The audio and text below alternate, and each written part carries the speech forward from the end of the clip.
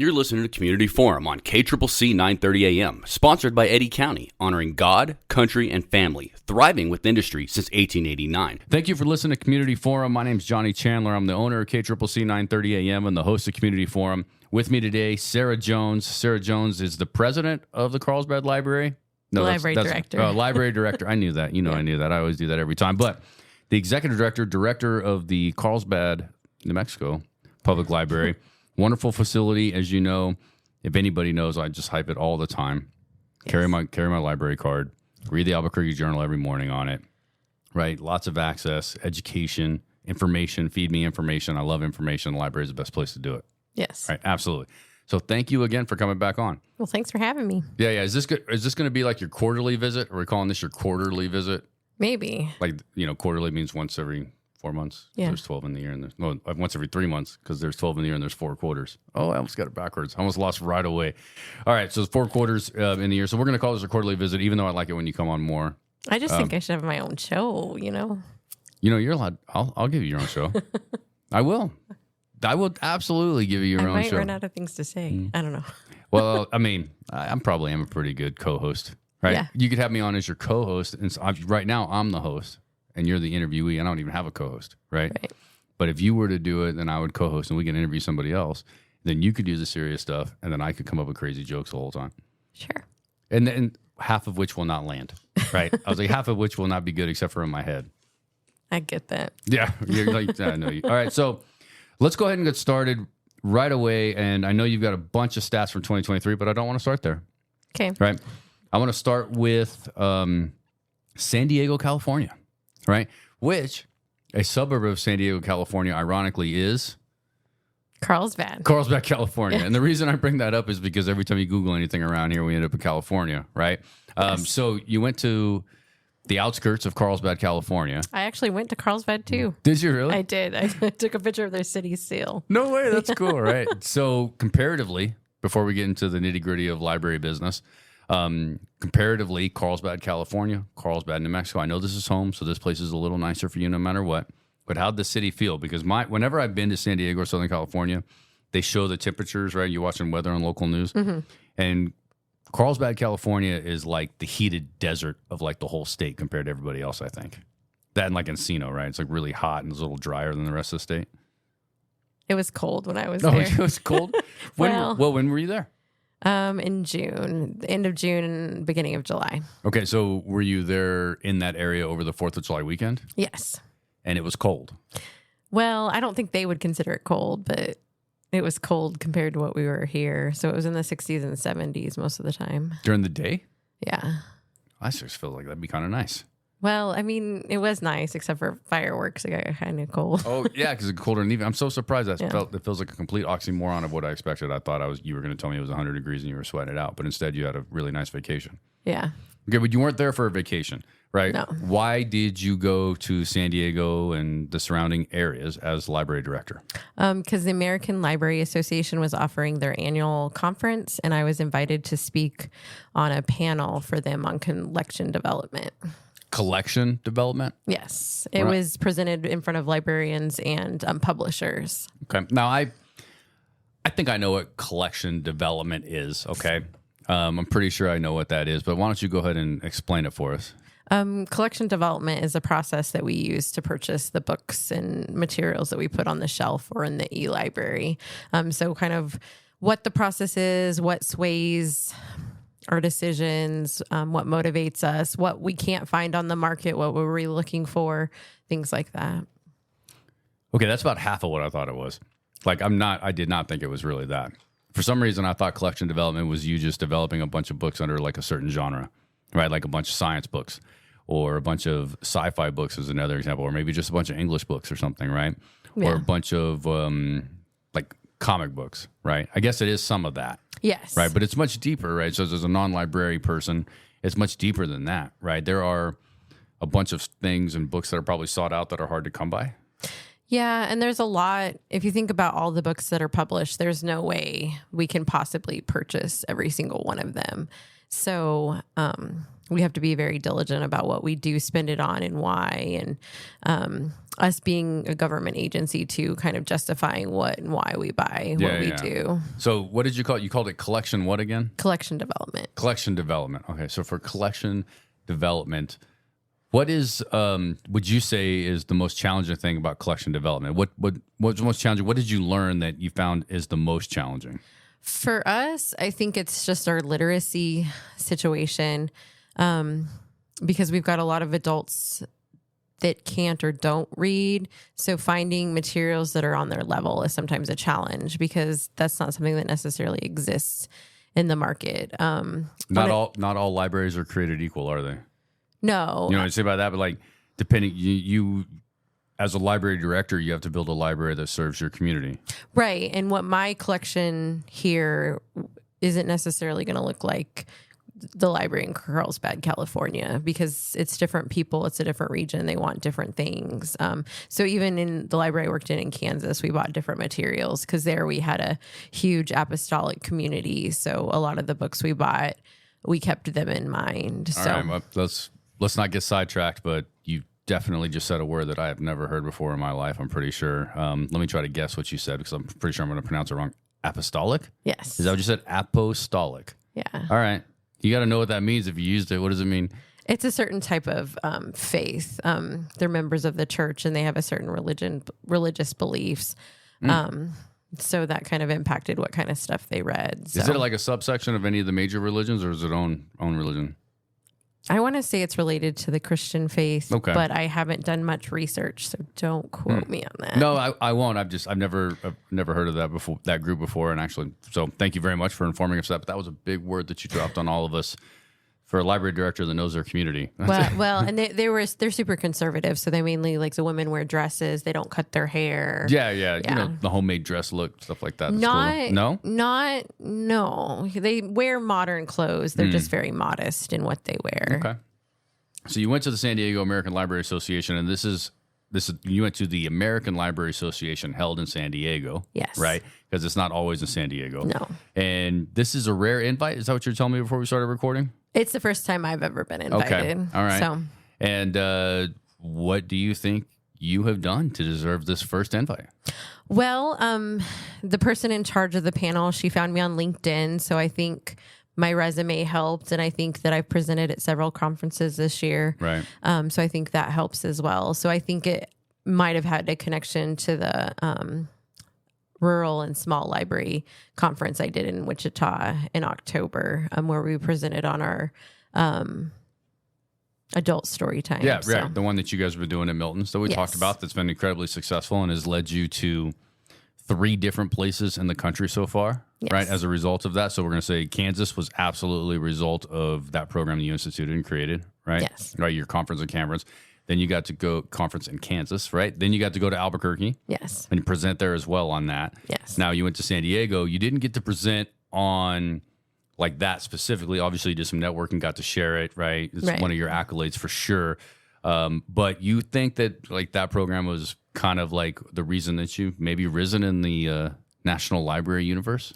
Yeah, because lots of librarians, we've gotten grants from the American Library Association. So at some point I'm going to do a webinar on the grant funds we got for this project for it. So honestly, Michelle and I didn't think it was that revolutionary, but the more the industry finds out about it, they're kind of taken aback. We did a webinar for Kansas too, for some Kansas librarians, and some of them have actually implemented it.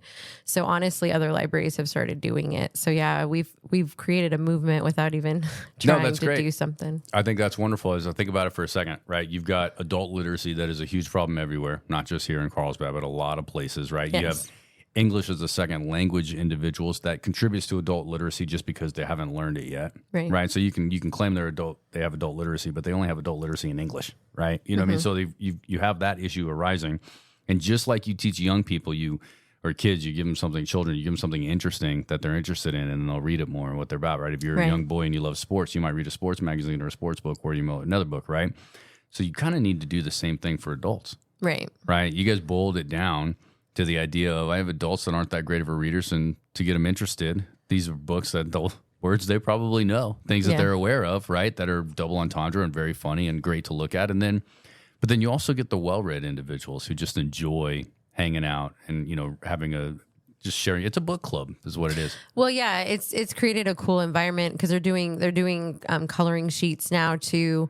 So it's kind of turned into a stress reliever too, that it's a time to step away from all your adult responsibilities, and it's okay to just be a kid again and enjoy story time like you would at the library, except we're supporting a local business. So you presented on collections, right? Yes. But did you attend any other conferences within the conference, any other topics that you may have visited that you thought were super great?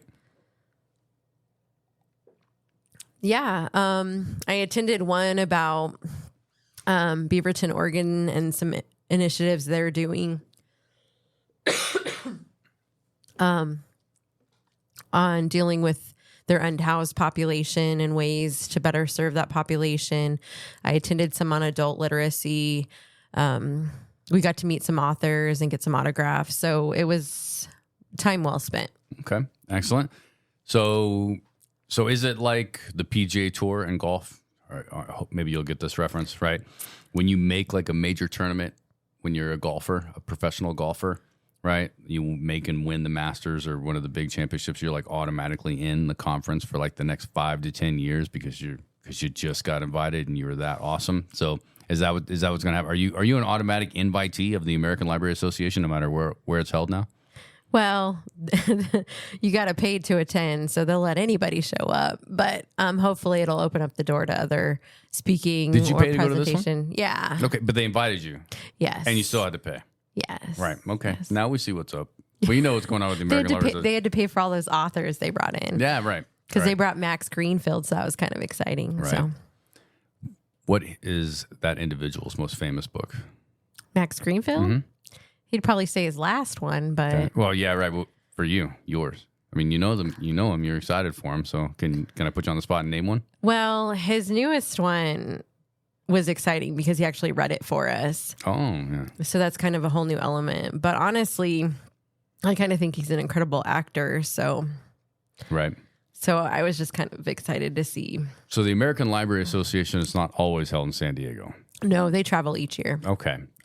So your first invite ever just happened to be at a wonderful place to vacation in the summer, Yes. right? It just happened to be 4th of July weekend, Southern Yes. California, where it was cold, ironically enough. But you got to take the family out and enjoy the holiday a little bit? They showed up. We've got relatives there. So okay. they showed up and they got to do fun stuff while I was learning. So Right. Well, sacrifice, right? As a mother and, and kind of a leader of the family, if you will, right? You have to sacrifice for the greater good of the others. They get to go swimming while you sit in conferences all day. Yeah. Right. All right. Let's, so congratulations again. I mean, look at that. That's 3 amazing conferences in less than a year, right? Yes. As a result of what you and Michelle Robertson, by the way, have implemented here in Carlsbad, just shows that our town has far more reach in everything we ever do, right? So Yes. It's nice to reiterate that all the time. But I want to segue completely, and you told me that when you showed up, you had 2023 stats for the Yes. library, and I like stats. I like numbers. I like the big numbers, and I like to not talk highly on the little numbers either, right? But I like the big numbers. Did we go up? Did we go down? You know what I mean? Those things are good to keep track of, and if you do happen to go down in an area, then you know where you need to improve. If you Right. went up, check out what that improvement is. I'm going to start this by saying that the radio station was live at your summer reading kickoff. Yes. Right. Packed crowd. I'm guessing 500-600. Pretty easy. That's my guess. You can tell us here in a minute, whatever your count was. But really excited people, lots of activities. And it was really, really a good evening. It was a really good night. And I really enjoyed it. So thank you for inviting us to be there. That has to be a must every year from now on. Yeah. All right. Thanks for showing up. Yeah, I really appreciate it too. Now, so let's start with some stats. Do you know how many individuals showed up at the summer reading kickoff? We had about 570. Look at me. Guess 500, 600. Good crowd guesser. Right. Yeah. That's excellent numbers. Is that including me being a booth person? It should. Yes. Okay. Because if it didn't, then you'd be over 600. If they did the count correctly, it should. Okay. All right. That's fair. That's fair enough. So, all right. Well, good. 570, which is a great count for an open event where you can enter the property at any angle. Right. Yes. So that's a really good job with an accurate count there, which means it's probably a little bit higher because those are really hard counts to keep track Yeah. of. When you don't have that single entrance and a single exit, it's really hard to keep track of how many people are coming in. What other stats do you got for me? Well, we had over 22,000 more people come through our door this year. So we had a total of 1,416,951 people actually come through our doors. What's that number again? 146,951 people. That's every time somebody walks in the front door, right? That's how many people live in our community? I think that if you boil that down, almost every single person went in twice. Just about, right? So obviously you've got some people that go in multiple times a day and all that stuff, right? But like every day. But you've got every person in Eddy County coming to your community twice when you boil that down. Simple numbers, right? We're making the math simple. Impressive. We had over 5,000 extra checkouts this year for circulation, which is exciting for me because that number is usually low. Explain that for me. Why is that? It's usually low, but circulations, and why is an increased number of circulations an exciting thing as a library director? Because specifically books number change. So that means more people are actually reading. Oh, or at least checking out the books. Checking out the books with the hope to read. But I'm confident that they were reading. So that means that some of the stuff we're doing is actually impacting our community. Right. Yeah. So total items that circulated was 178,610 items checked out this year. Okay. That includes everything, right? That's books down to like those. You guys still have those Wi-Fi boxes? Yeah. Or are they starting to? We have them, but starting to lose their luster a little bit. Well, no, people love them and want to keep them, and it's hard. Then I got to turn off the service in order to get them to bring it back. Yeah. And it's become complicated. So unfortunately, they don't circulate as much as the demand and the population would enjoy. So if you've got one, please return it because someone's waiting in line. All right, fair enough. Look, you can check it out for a healthy amount of time and really do what you need to do with it. But 2 weeks, and then you can have it again as many times as you want to reserve it. But right. So could I scamming the system here? Could I just reserve it for 2 months? Or you make reservations 2 weeks at a time and then you limit it to that? Well, like you check it out, you get it for 2 weeks, and they have to bring it back. Right. And so you can always be on reserve for it. So depending on demand, you could essentially have it all the time. How long's the list? Typically, your demand's pretty high, though, it sounds like. Usually the smallest it gets is 5 people. Usually it's longer. Okay. Well, so that was something, let's just talk about that for a second. That was something born out of COVID, right? Yes. The Wi-Fi box. It was the director before me because I was promoted during the pandemic. So it was something that the past director was looking into. We'd been researching and wanting to implement it, but the pandemic definitely allowed kind of accelerated it, right? And we got grant funds for it. Yeah, all the other everybody's at home. We got your grant funds, right? Set up strong Wi-Fi so you can be in the parking lot and be on your computer, stuff like that. Right. So it's kind of born out of COVID, right? And now that we seem to be on the trail end of that, thankfully, kind of seems like there's not you. The library does a really great job, but it doesn't seem like that global emphasis on making sure people have free Wi-Fi anymore is as strong as it was. Right. Right. So you're like, okay, well, we had a very successful pilot program of 5 Wi-Fi boxes or whatever your number is. I don't know how many it is, right? Let's just say that from a grant from T-Mobile and all that good stuff, which is wonderful. But that's a reoccurring expense down the line, right? And now they're just not as motivated to donate those grants to keep that going as much. I mean, T-Mobile has been so good to you guys. I'm not trashing them by any means. Well, yeah, the T-Mobile funded our room. Yeah. The Wi-Fi hotspot was through federal funds. So, some of those federal funds don't exist anymore. Right. The motivation to keep that funding alive like it was before is just not there, which is my point. But I did see today in an email, though, that E-rate can now be used for hotspots. So that could be something if we ever applied for E-rate. So I've had you on so many times, and yet this has to be maybe the third term in this interview that you've dropped on me that I don't know what it is. What's an E-rate? E-rate is government funding that usually helps out libraries to pay for like internet and accessibility type stuff. So that's a real inside baseball term. E-rate, right? Yes. Any of you librarians out there, go ahead and go on Sarah Jones's Facebook page and give her a shout out for using E-rate. All right. I think to tease you a little bit, but that was a big word too. Yeah. Actually, that wasn't a big word. That was a very specific vocabulary thing related to grants and stuff like that. Right. It's things that, we're taught not to say. Yeah, it is. Right. You call Sorry, it, guys. You call it an E-rate from now on, and that makes sense. And there's so many terms like that in every industry. for sure. All right. Well, you gave me some good stats. Give me some more. What else you got? Let's see. So databases, 105,398 usages. So that can be stuff that's solely done online or off-site. Digital items. So thinking about like ebooks and things like that. E-audio is probably our most popular. 121,864 items checked out. So that's like just audiobooks mostly, e-audio, right? Yeah, it's the ebooks, the e-audios, movies, music, anything you could check out through Hoopla. It's the newspapers, it's the magazines, all those things. We added a new newspaper. Okay. The Santa Fe. New Mexican? You haven't given me the password for that yet. The vendor hasn't gotten back to me on that, but we're getting the newspaper. Okay. I was like, so I read the journal every day because of the library. I love it. It's great. They don't deliver down here. You want to know what's happening up there. That's great. Now, I also want to know what's happening in Santa Fe with our state government. So I think this is amazing. But now that you told me before we even told everybody on the radio, like they need to hurry up already then. Yes. You know what I mean? It's not you. It's not Sarah. But I like that. I know that I mentioned to you before that I think it'd be great if you had the Santa Fe New Mexican, right? And it's just important for the population to be able to read these current events in these daily state newspapers of records, or at least have access to them. Yes. Because they just don't even give you access down here anymore. So, when you go to the Carlsbad Public Library or the library at Southeast New Mexico College, right? So we have two pretty good libraries in town, right? Yes. When you go to either one of those libraries, I can look at I can read the newspaper for free because you get it. Yes. In person with the print. I can get the ink on my fingers and all that stuff if I want, right? Yes. And but you can't do that with the Journal of Santa Fe, New Mexico now. Do you? They don't even deliver here. Are you getting them? How late are you getting them? Yeah, they come a couple days, 3 or 4 days late. Yeah, and they're newspapers, by the way, are current event.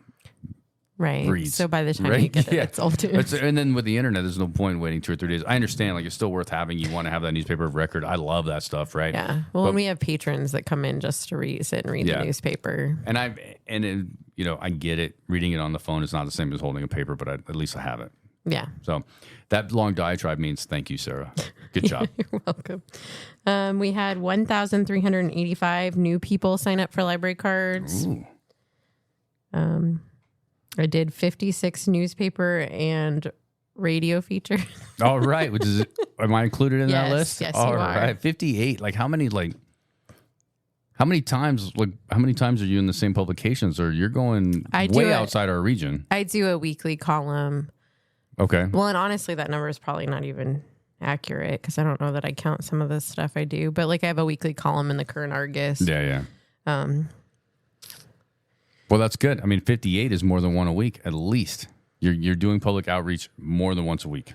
Well, and people sometimes ask, why do you write a newspaper column? It seems like so much, and what's worth it?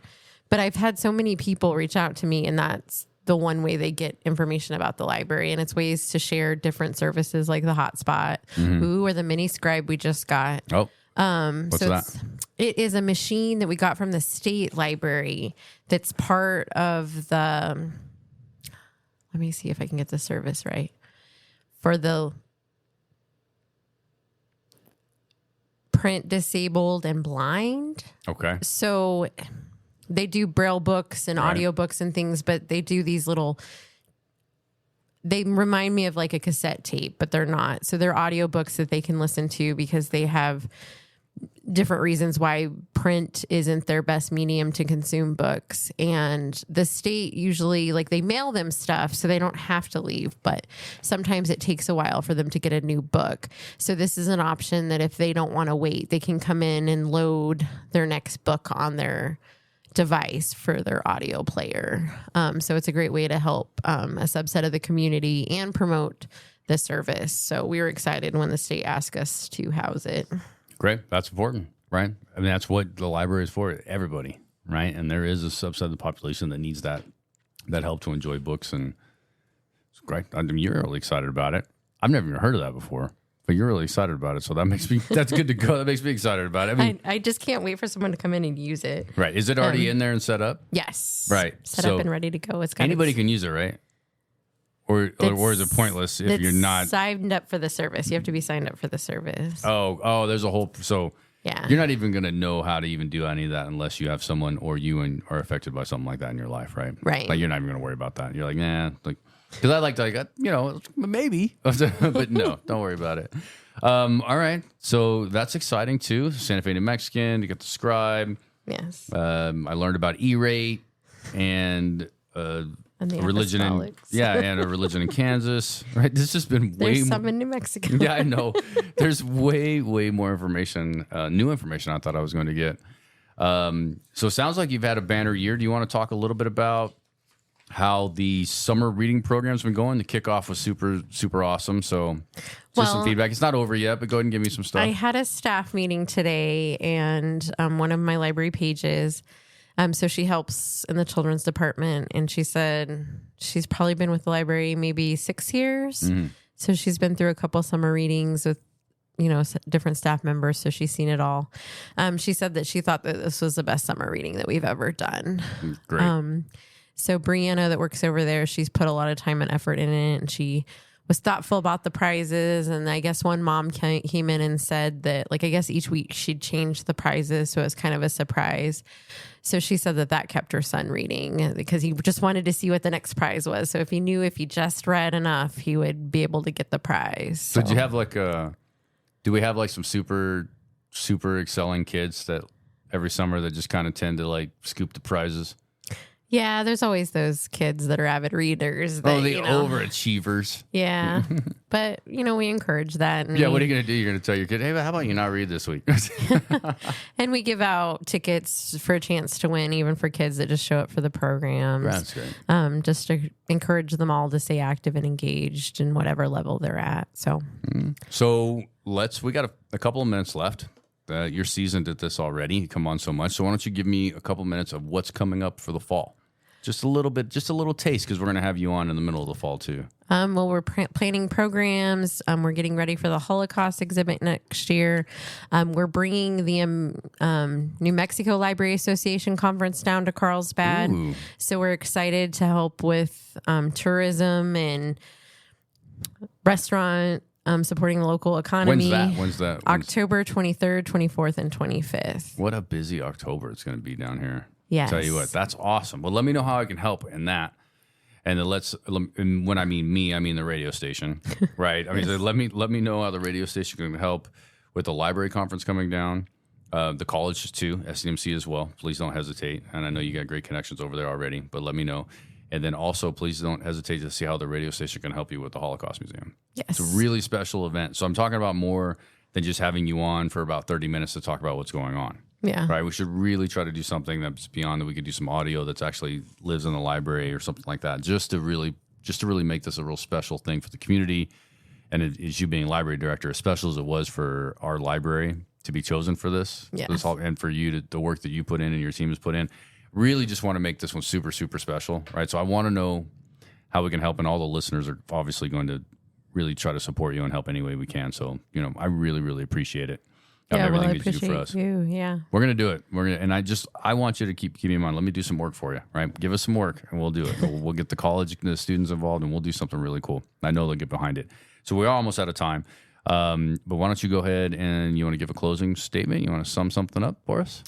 Well, we couldn't do it without the community, and we support the community, and we're thankful for you guys showing up and increasing those numbers, because honestly, you guys are the ones that did it, not me. So thank you for supporting us, and just know we value partnerships, and we're ready to support the community any way we can. So, all right. Well, it has to be one of the top performing libraries in the state, and we're going to end the conversation there because I believe it is. So Sarah Jones, director of the Carlsbad Public Library, showing out as always. Big events in the past, big events coming up next year. So stay tuned here and then visit your public library. Thank you. You're listening to Community Forum on KCCC 930 AM, sponsored by Eddy County, honoring God, country, and family, thriving with industry since 1889.